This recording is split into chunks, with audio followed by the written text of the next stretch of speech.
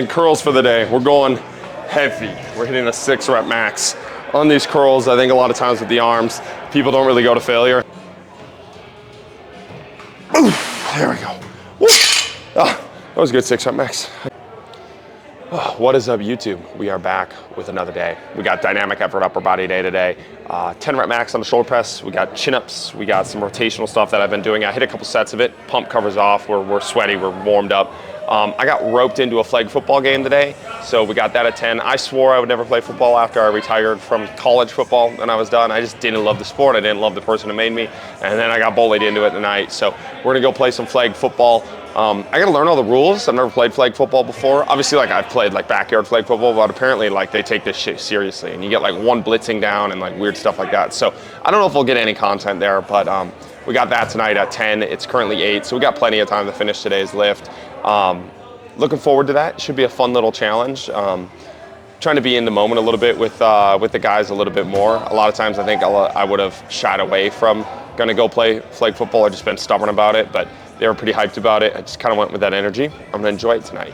On that note, I was talking with one of my athletes, and he was talking about, I just dropped the timer, what in the world? But he was talking about how, and a lot of athletes, young athletes, get kind of lost in his thought process. He was like, well, it was easy for you to be good at football in college because you enjoyed training. And like, I just don't enjoy training, that's why it's hard.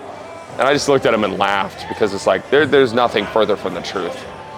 I hated football in college, and I really hated training for football. I loved winning. And most of this is just, and this is a lot of young athletes' journeys, most of it was just a journey to go on for myself, a direction, because I had no fucking direction. I had no idea. And that's most athletes and most 20-year-old males. We have no worth. We don't understand what the fuck we're doing on this planet. What's our mission, whatever. And sports a lot of times will clear that up for me. But there was no enjoyment in the process of training for football. There was no enjoyment in playing football itself. I really despised it. I really did not like everything that we're doing. I didn't love the environment that was based around it. Didn't seem very freeing, and it was not like this fun, happy-go-lucky thing. It was simplifying for my life. It allowed my life, again, direction, and eliminated a lot of noise that a lot of other athletes get stuck in. But that's kind of the gist of the message is, you're not gonna go fucking enjoy everything, especially as like a 16 to like 22-year-old male. And this is where I think a lot of that younger generation, younger in quotations, gets kind of lost in this journey of, well, I don't know what I wanna do. I don't know what I wanna do. I don't know what I love. And at some point in your life, you do need to go figure out what the fuck you wanna do. You do need to figure out what your passion is. You do need to enjoy it. But you don't figure that out by talking about it. You don't figure that out by doing these fucking map sheets. You don't figure that out by doing like networking's the big one. You don't figure it out by looking at other people and being like, oh, well, they just enjoy it. They already found their thing. No, man, dude, you figure it out by just going on a journey, pursuing something from the bottom of your heart, from every single ounce of energy you have within you. Pursuing something, pursuing a task, whether you enjoy it or not, just pursue something to the maximum of your abilities and watch how much you learn on that journey. And so many times I've had to explain to athletes that it was not my love for football that made me keep doing football. It was the fact that it was just a hero's journey to go on and to pursue. And again, I just urge a lot of young coaches and a lot of athletes to just go fully pursue a journey, and you will figure out so much along the way. It is not this magic thing that is revealed to you in the moment. You need to actively put in the work to develop who you are, what your spot on this earth is, your role on this earth is, and you don't figure that out by talking about it. You figure it out by going to go do something. So it's not all fun and games. It's not all love. It's not all like love of the game. You can love the game. That's even better if that's your connection. But I think so many athletes get confused and justify things in a weird way of like, well, I just haven't found what I love yet. And while that's part of it, you're not gonna find what you love by sitting around and doing something else, right? If the hero's journey is presented to you, if a pathway is presented to you, a task to go pursue, go take that and pursue it to the maximum of your abilities, and then watch how much you learn about yourself, man. Watch how much you learn about yourself, and watch how you figure out the things that you love from that, and the things you can provide to this world. And I think a lot of times the things that you love are the things you are really good at and that you know you can provide for others, right? So you don't figure that out by doing other things. You figure it out by going to go pursue things and figuring out your own innate abilities and the talents that you provide and the words that you were given from whatever source you believe in to give to other people, right? So I just think that's a really important message for a lot of young coaches and a lot of young athletes. It's not this revelation that you're going to have by mapping things out. It's the active process of becoming, the active process of doing something worth doing. And from those moments, that is where you will have the, oh shit, this is what I'm supposed to do in my life. But until you go actually pursue something, whether you love it or not, you're never going to reach that moment, right? So all that to be said, let's go lift some weights. Let's go do it. Boom. We'll start with the accessory today. We're going to be a little bit edgy. Not accessories, sorry, the accessories to the main lift. But we got our rotations here, the T-spine rotations, the spine mobility with our upper body shoulder press here. And we just got some weight turns here. So if you don't like hammer or weight, like you just sit, squat, and you're just throwing side to side. But we got double kettlebell swings here, rotating back and forth. The goal is just to be nice and long. Rotate that spine all the way across, just like that. Come in here. We just got 10 of these. Again, thinking just length here. Get a little bit of spine rotations in. Heavier you go, the harder these are. Rotating here.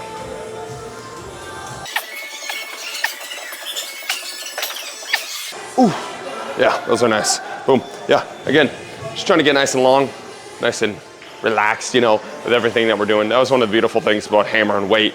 Really teaches you the power of levers, really teaches you the power of relaxation through force, right? If you haven't watched a good hammer thrower, man, it's like a maximum amount of tension with the relaxation in the arms. It's kind of cool watching the lower body work with the upper body relax. Same thing with the bat though, same thing.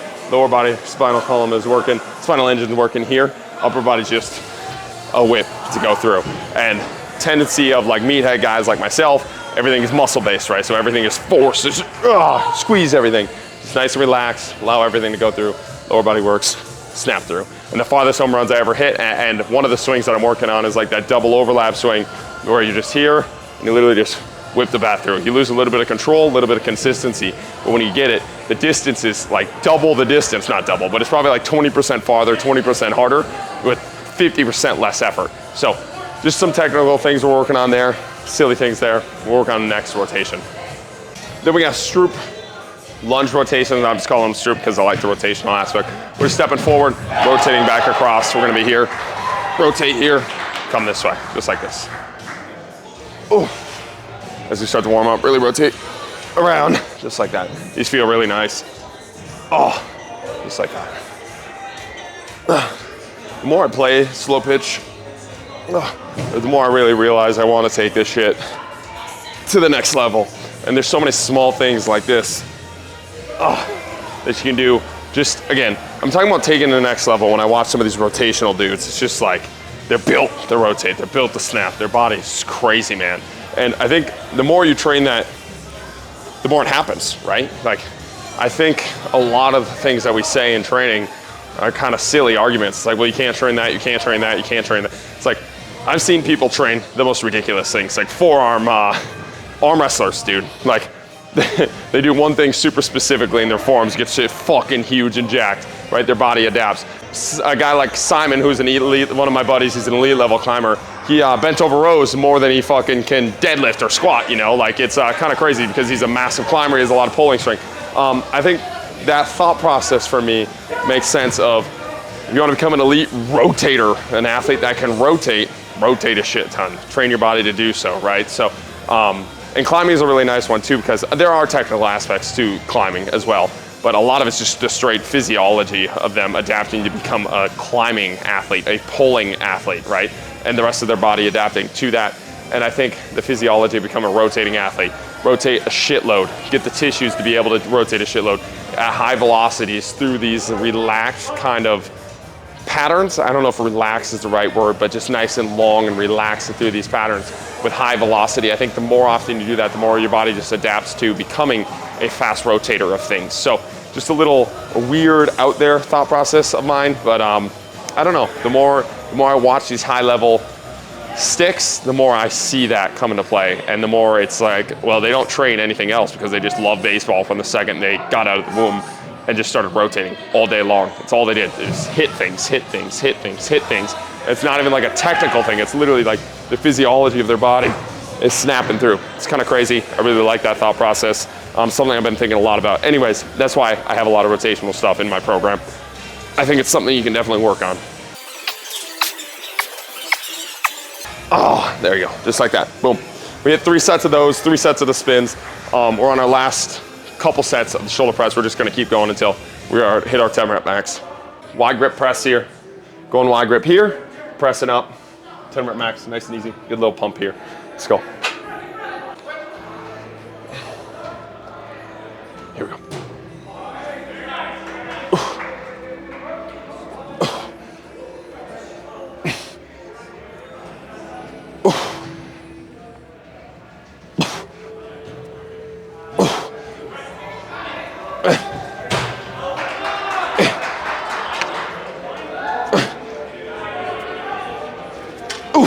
Yeah, nice. All right, we'll add a 10 to that. We'll hit 1 more set there. Keep ripping, that feels nice. Set number 2 here, ripping this, just added 10s. Finding myself getting like a lot of anxiety over the talking. I just like voicing these things, helps with my own mental to be able to like relax a little bit and like put things out there. I think the more you try to hide anxiety, the more you try to hide fear and things like that, the more your body just resents because it doesn't have any outlet towards it. But I think a lot of times when I'm ranting on these YouTube videos, I'm trying to figure out, and I actively do this, I'm trying to actively figure out these ideas, like the rotator idea. Like I'm actively working on that idea. It's just something that I have in my head that I'm trying to piece together and make sense of. And I can turn the conversation back to something where I know exactly what I'm gonna say, how I'm gonna say it, and make it sound all pretty. And I think a lot of times I catch myself when I am in these rant situations where I'm trying to make things pretty instead of just exploring the situation and working on the thoughts as I actively go. And I'm catching just a lot of anxiety through myself and like stopping myself and like, oh shit, like pause, what's going on, freaking out. And I think for these YouTube videos to really go to the level that I want them to go to and be as helpful for myself as I want them to be, I just gotta relax a little bit, man. Just like relax, and you can say things that are not 100% correct or the best way to phrase them. You don't always need like a clip to be able to go there, if that makes sense, you know? Like I don't always need to have it super clean. Obviously, like eventually we'll get to the point where it's all clean, it's all perfect, it's all pretty. I mean, not always, but you know what I mean. Like it's always just gonna be better than that. But yeah, I'm catching a lot of that anxiety, the piece of stopping it. It doesn't help when there's a lot of people out on this field. There's a field right behind me that is like 40 people staring at me when I'm talking to a camera. That doesn't help the anxiety a lot, but I like voicing that anxiety because otherwise I just sit there and like kind of sit in it. And the one thing that too that I've kind of found with that aspect is our college coach always said, your best practice is never as good as you think it is, and your worst practice is never as bad as you think it is when you look at it on tape. And that's always stuck with me because that's so true with this stuff too. It's like a lot of times I will leave these YouTube things and be like, oh my God, like I sounded like a total dumbass during that rant. And I go back and listen to it, and I'm at a point now where I can make sense of things enough to not sound like a total dumbass. And I don't respect myself enough in the speaking way to kind of respect that aspect of myself. So when I have this anxiety, I just gotta understand, like I've built up enough skill set to not always sound like an idiot. So when I feel like that, it's probably just a weird anxiety feeling that I have that I don't need to have. So anyways, hopefully that helps with some people that also struggle with things, and just trying to be real on here to where it's not all just the best thing in the world. This is, sometimes it's a lot, and we'll figure it out, but here we go. See, even like talking about it, just feel way more relaxed and put everything in place. Like you make fucking YouTube videos, bro. Like, let's go. Let's just lift some weights.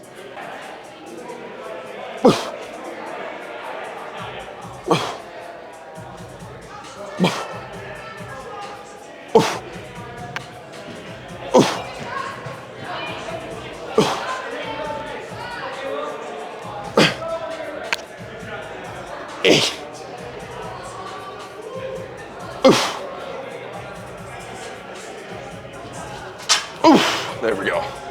Whoa, that was a good ripper. All right, we got still 20 pull-ups left.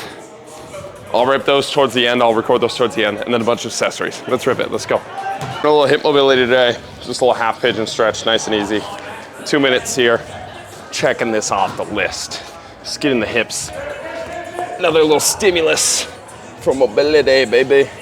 Here we go. Let's rip it. 2 minute stretch. Nothing complex, nothing crazy. Maybe a lot of pain though. Oh yeah. So this left hip, from decelerating the swing in softball, she gets cranky. And I spent a lot of the off season this year strengthening it up, and it feels significantly better than last off season. Where last off season I kind of spiked my volume a little bit too quickly with swings just because I'm a meathead, and as soon as I got outdoors I just spiked it up right away without training this kind of glute abductor. And I kind of pulled it last year. It was just kind of a pain in the ass the whole year. And this year, feeling much better, but she gets greasy. And right now she is greasy. So I'm gonna stretch this baby out. And we got some back bends and some handstands with this middle series. And then we got curls, single arm push-ups, posterior raises, and some core. So should be pretty quick. I ran through one series of the bottom tier, which was all the curls and the single arm push-ups, and it felt money. Got a little pump in. So I'll finish this whole middle series, then finish the bottom series, and then we're out and we're gonna play some football. Let's do it. Shit. Oh, yeah. Man, feels good. Ooh, it's a little crunchy in there. Feeling good now. We're gonna hit a back bend, hit some handstands, keep ripping. Let's go. Feeling good right now. We got 2 minute back bend hold. Definitely gonna split this up into 2 different sets just because I can't hold it that long. Biggest giver outer is that elbow. Press it in that position. But yeah, get a little spine mobility here. Get nice and juicy. Let's do it.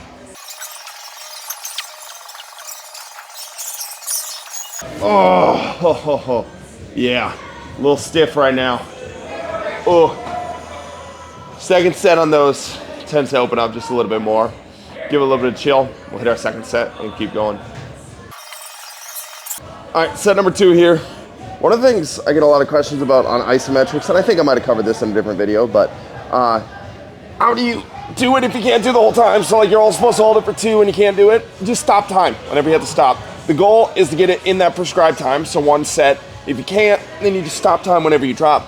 And then you keep doing that until it's not realistic. So if each set you're only holding for 5 seconds, then you just do a running clock for 2, and we just continue to progress that way. I'm gonna shut up so I don't die here. Woo! All right, we are done with those. That was a ripper. Elbow actually wasn't that bad. More wrist today, but didn't feel as mobile as normal. Upper back felt a little stiff from those snatches yesterday, and the swings. A lot of times the snatches and swings will, both of those things will stiffen everything up the next day, but it doesn't feel bad. It just doesn't feel as mobile as I'd like. So we'll hit some handstands. Handstands were ripping the first set. I was holding for a long time, so hopefully I can show you guys something cool there, and we can rip. Let's go. Then we got these bear kickups into handstands. I really like these. Just get, again, the athletes on their hands, getting into some handstand positions. If they're good enough at handstands, they can turn it into a whole hold. And if not, we're just getting them up into that balance point, coming back down. Get them up in that balance point, coming back down. You can turn these dynamic if you want to have more of a contact prep and more punch the ground. So it would be more of a punch up into there, building up the hands and wrists there. But again, just trying to get some contact with the ground, get them some experience with these handstands, and you can progress and scale these as you see fit. So we got 10 of these here. It's coming up, trying to hold. Not really trying to hold for as long as possible. I might do it just for the yeets, but just trying to get up into that balance point, come back down from this bear crawl.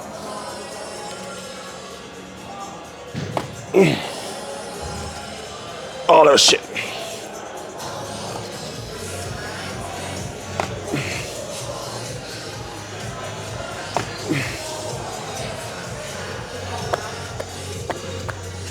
I'm not supposed to walk forward, fucker.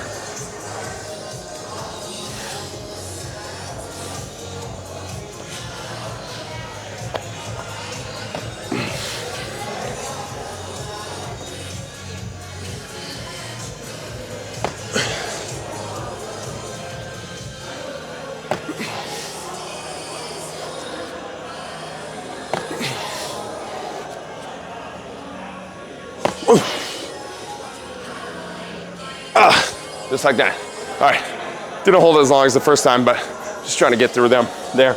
Again, it's not even about holding for as long as possible, just getting that balance point, coming back down, getting that balance point, coming back down, and getting some contact with the ground, right, with those hands and wrists. So those are money, keep ripping, let's go. And curls for the day, we're going heavy. We're hitting a 6 rep max. On these curls, I think a lot of times with the arms, people don't really go to failure. They just get a pump, which is nice, but I think there's a lot of times you just push the weight on the curls and really get after it. I remember in high school, the challenge big challenge we had with the meatheads was curling 135, so 45s on the side of the bar for one. Didn't matter how you got it up, you could fucking meathead it up as long as you got it up. And that was a cool challenge, and I think that's something that we kind of miss in our culture of strength conditioning, right? So we got so scientific that we're missing the fun side of it. We're missing the meathead stupid ass challenges that all of us high school boys loved. And the reason those challenges, those silly things that we did are so important is not because it was beneficial to training, it's because it made training fucking fun. It was like every single day we had something to go get after each other and go do. And now we're doing fucking monster band walks and prehab and everything. And kids don't like that, man. So silly things like this you can do. Keeps it fun, keeps it engaging. We got 6 here. Let's go.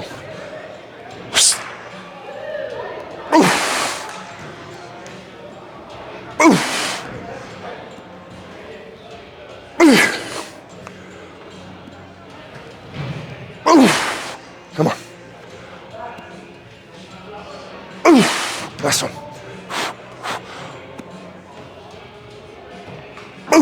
There we go. That was a good 6 rep max. I kind of timed that up perfect. All right, we got one-handed push-ups. Let's rip those. One-handed push-ups. About as simple as a calisthenic as you can probably get. I mean, obviously not as simple, but like a simple calisthenic, advanced calisthenic movement. Freaking ripper, man. Like, you get a sweet chest pump, got a lot of core work in there. You gotta learn how to move your body. I think simple things like advanced calisthenics and progressing your calisthenics, just such a moneymaker for athleticism and training that, again, a lot of times gets just shamed because it's like, it's not loaded, it's not, can't progress it. Just silly things that we say. It's like, get yourself to be able to do like 10 one-handed push-ups in a row, and I bet you're a pretty fucking strong athlete. And from there, we can do a lot of things, right? But there's so many athletes where I'll program a single arm push-up, and they're not even close to being able to do one. And we just gotta progress and get there. But again, there's so many coaches that'll laugh at a single arm push-up. It's a silly exercise, why don't you just bench? And it's like, well, none of the athletes can do them, so maybe let's do things to get them to that point and see how much stronger we can get them. So, rip in here, they're pretty tough.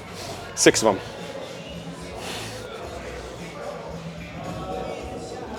Oof. Oof.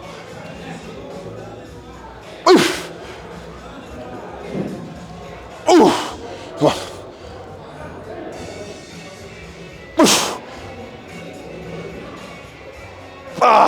Yeah, so, man, those are good. That's site number 2 of those. And that's with a wide stance and a rotational piece to it. It's not even like a super strict one.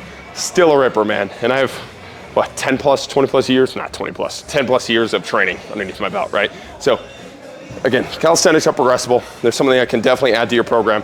Things that you can go from shit to suck with way less wear and tear on the body than a lot of things where like going from a 300-pound bench to a 350-pound bench can lead to, right? You get a lot of really good work in with simple exercises like that. Let's keep working, let's go. Last kind of spinal flow movement today, core work, whatever the fuck you want to call it. Sorry, I shouldn't swear. But we're gonna be here, side bend, press, and then a rotate off the press. So one of the things I got a question with, like, how do you program, or like, how do you figure out a bunch of the different spinal movements? It's like, figure out all the moves the spine can do. It can flex, it can extend, it can bend, it can rotate, right? So you have all these different patterns that it has, and then you can add the patterns together. So once you master bending, add bending with rotation, and see the different patterns that you can find here. So nice simple one here, we're gonna bend, and we're gonna rotate. We're gonna bend here, press up. Ooh, then we come back in. This one's money, man.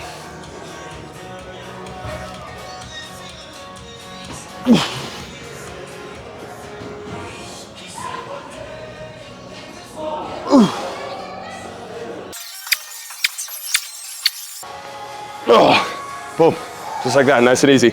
All right, We got posterior raises.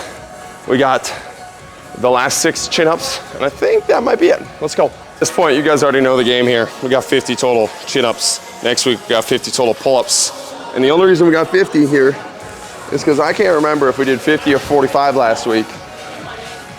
And I swear we did 50 last week, but I can't confirm it because my sheet said I did 45 that I was tracking, and I didn't go back and watch the YouTube video, so we're just gonna rip 50 just to be sure.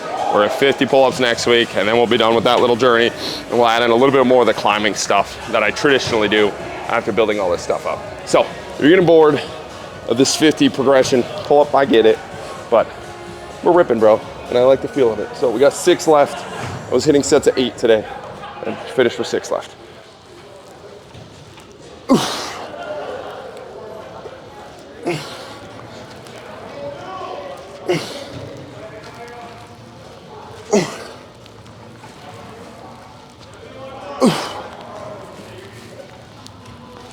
Oh, yeah. All right, 50 of those done. We got a quasi raise. We are out of here. Let's go. A little pump today. Just got a quasi 1 minute posterior raise, and then we're out ski. Let's go. Get it nice and long. Here. It's nice. Big old raise, 1 minute.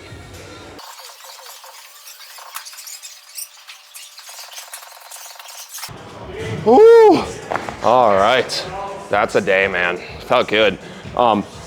Voicing the anxiety piece allowed me to get out of my own head a little bit and talk a little bit more freely. Felt nice. Felt like I freed up a little bit. Need to do that a little bit more often. And I've been making an active conscious decision to do things like that. Whenever I feel something, like I'm feeling anxiety, I'm feeling trapped, I feel anger, I just voice it. And a lot of times it gives it like an outlet, so I don't have to just internally battle with that all day. And it's super nice. And again, none of these things are like life-ending or like where I'm stuck in like a panic attack. I know like people have like real fucking anxiety, like where it's really destroying their life. Just small pieces where I don't feel like I'm totally being myself. I don't feel like I'm totally talking the way that I want to talk. I don't feel like I'm totally sharing the things that I want to share. And I'm just in my own way there for no reason. And allowing myself to get out of my own way has been helpful. So we're gonna go play some football. I appreciate you guys watching. I appreciate you guys getting to this point in the video. And we're just gonna keep chopping wood, man. We got a tournament in Wisconsin this weekend. We got a great training day planned tomorrow. And let's fucking rip, man. Let's keep going. Boom, let's go.